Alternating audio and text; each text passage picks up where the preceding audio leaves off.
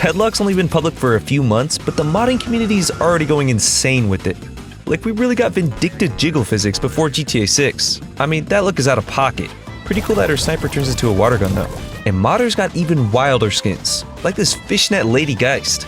Goth mummies are a thing now, I guess, but isn't she supposed to be like 80 years old? But modders aren't only into skins that content creators can cosplay. They actually got some pretty dope models in the game. Like, they full on just replaced Ivy with Kali.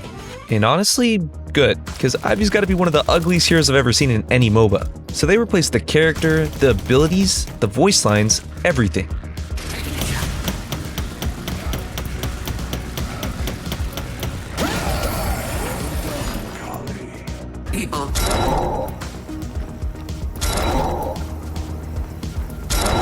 And Kali's stone form is way more dope than Ivy's.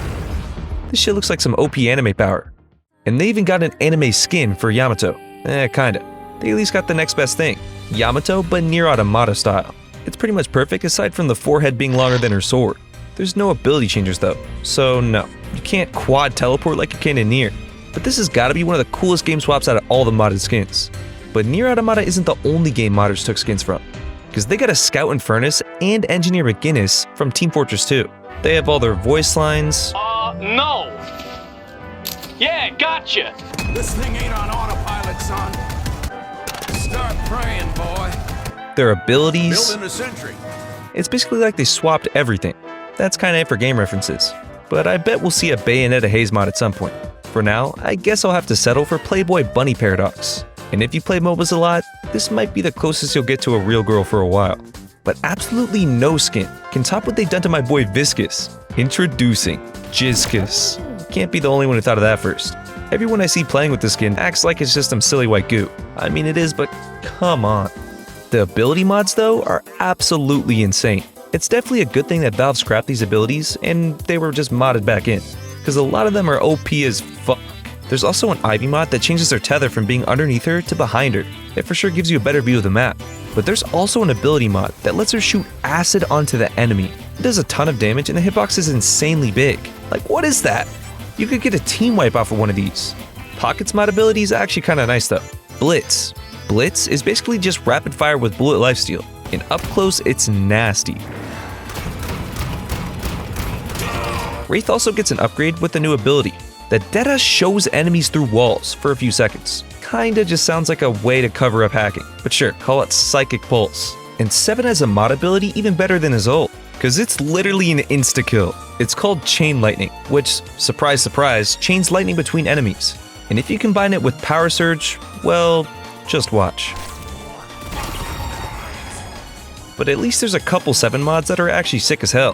When you trigger his ult, instead of having electrical current noises in the background, you could have EDM synths.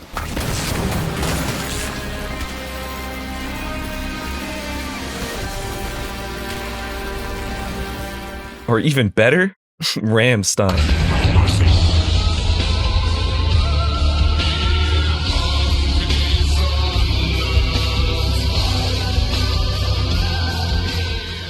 Unfortunately, not everyone gets to have metal music on their ult, which is tough. Imagine the McGinnis barrage with drum and bass on it. That'd be so hard. How much Hawk-Tua could a Hawk-Tua hawk if a Hawk-Tua could Hawk-Tua? I can't believe I'm talking about fucking Hawk-Tua and Deadlock. I promise it's only because someone made one of the dumbest sound mods for Great Talon's gun. Taking the shot. Charging. Engaging. I hate literally everything about this, but also this might be one of the funniest mods I've ever seen. I'd have a stroke hearing that in game every time my teammate shot, but I can't even imagine dying to it. Spit on that thing. But one hero mod is better than any skin or ability, because some dude figured out how to do both and added an entire new hero to the game. John. Not exactly as cool of a name as Infernus, but John isn't exactly a cool looking hero either. He's just a creep you could play as. And John might be OP, because his abilities are mixed and matched from different actual heroes. This candle-ass dude has Kali's Boomerang, Infernus's Flame Dash, Abram's Seismic Impact, and even an ability that lets you teleport to minions. Basically, John would get me a week's worth of 30-minute bans from rage quitting every game. Hopefully Valve doesn't see this. Otherwise they're gonna turn John into Bebop 2.0. The one type of mod that I actually hope will make it into the final game for real are all the custom maps coming out. Yeah, Valve probably won't put them in because they just want the stock maps to be used. But that sounds like a cheap way of saying they aren't creative enough to make good maps. Like, we got this finished custom map that's a smaller version for the real one. It's not finished, but I know if they had like a 1v1 or 2v2 type map, I'd definitely be playing that all the time. High-key, it even looks okay as it is, even if the colors are blander than Taylor Swift's music. There's this other small team map which actually is colored. But what the f*** is this design? Bro must have been high out of his mind when he made it look like an N.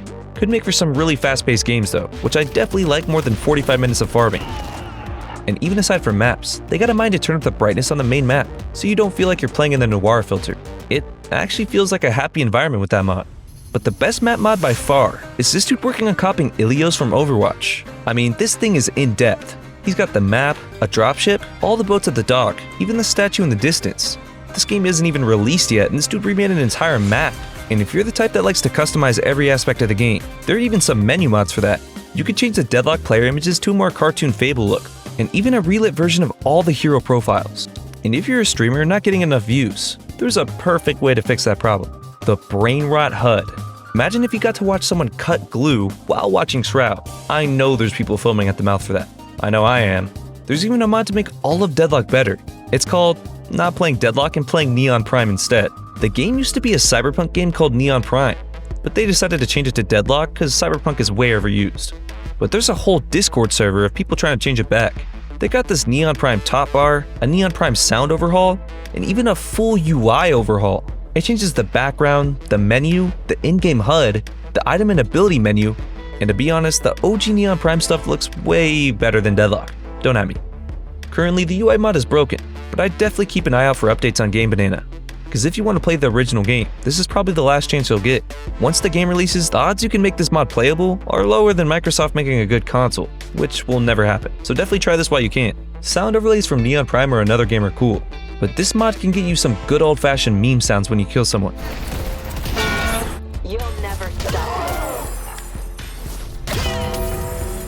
But hearing the Taco Bell dong would get old real quick, so the guy updated it to include over 200 sounds. This modder's gotta have more hours looking up memes than hours in the actual game. And if you want to install any of these mods, this is how it's done. First, you gotta go to your Deadlock installation folder. So go to your Steam library, right-click the game, and select Manage, then Browse Files. Go to Game, Citadel, and open gameinfo.gi with any text editor. Deadlock won't know where to look for mods though, so you gotta edit the search path to look like this. After you save the file, you can put mods inside of Deadlock, Game, Citadel add-ons, and you should be good.